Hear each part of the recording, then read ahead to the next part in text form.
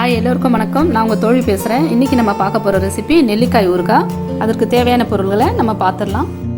நெல்லிக்காய் 1/2 கிலோ, காஞ்ச மிளகாய், இஞ்சி, கடுகு, வெந்தயம், சீரகம், பனங்கற்கண்டு, பெருங்காயம், மஞ்சத்தூள், கருவேப்பிலை. இஞ்சி நல்லா தோல் சீவி இந்த மாதிரி ரவுண்ட் ஷேப்பில் கட் பண்ணி வச்சுக்கலாம்.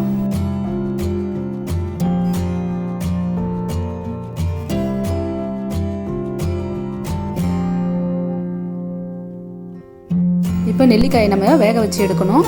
அதுக்கு ஒரு பாத்திரம் வச்சு 1/2 கப் தண்ணி சேர்த்து நறுக்கிய இஞ்சி துண்டு, 2 ஸ்பூன் பனங்கற்கண்டு,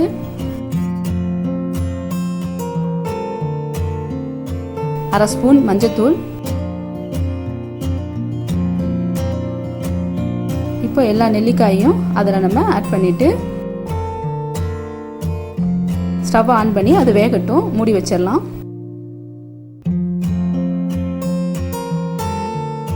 இப்போ நெல்லிக்காய் கொஞ்சம் வெந்துருச்சு. 2 ஸ்பூன் கல் உப்பு சேர்த்துருவோம். அதில்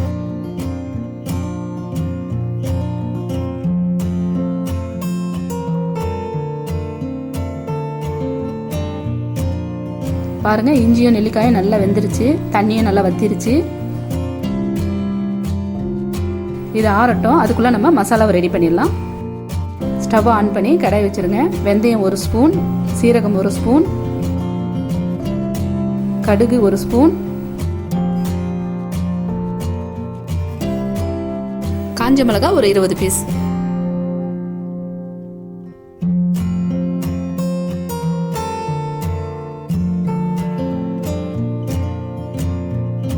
ஒரு கொத்து கருவேப்பிலை.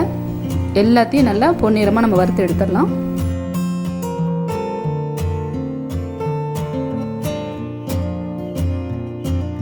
இப்போ நல்லா வறுத்தாச்சு. இது ஆறட்டும். ஆறின பிறகு நம்ம மிக்சியில் போட்டு கொஞ்சம் கொரன்னு அரைச்சி எடுத்துக்கலாம். இப்போ நெல்லிக்காய் நல்லா ஆறிடுச்சு பாருங்கள். இப்போ அதை நம்ம தனித்தனி பீஸாக பிரித்து எடுக்கலாம்.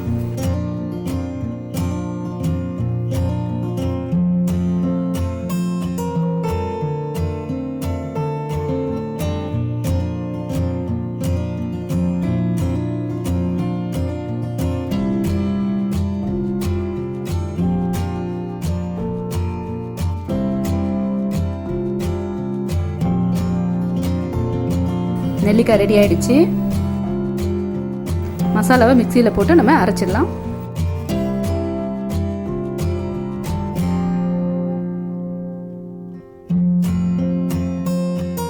இந்த மாதிரி அரைச்செடுத்தா போதும். எல்லாம் தயாராகிடுச்சு. நம்ம அடுப்பை பற்ற வச்சு தேவையான அளவு நல்லெண்ணெய் சேர்த்துக்கலாம்.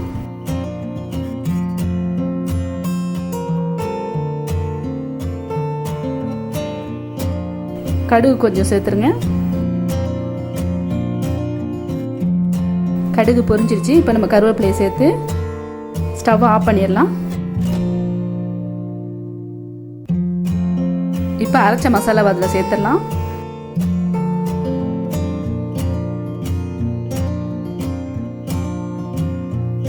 அரை ஸ்பூன் பெருங்காயத்தூள் போட்டு மிக்ஸ் பண்ணுங்க. ஸ்டவ் ஆஃப் பண்ணிட்டு தான் நம்ம மசாலாவை சேர்க்கணும். அப்போ தான் மசாலா கருகாது. இப்போ நெல்லிக்காய் இஞ்சியும் சேர்த்து நல்லா மிக்ஸ் பண்ணுங்க.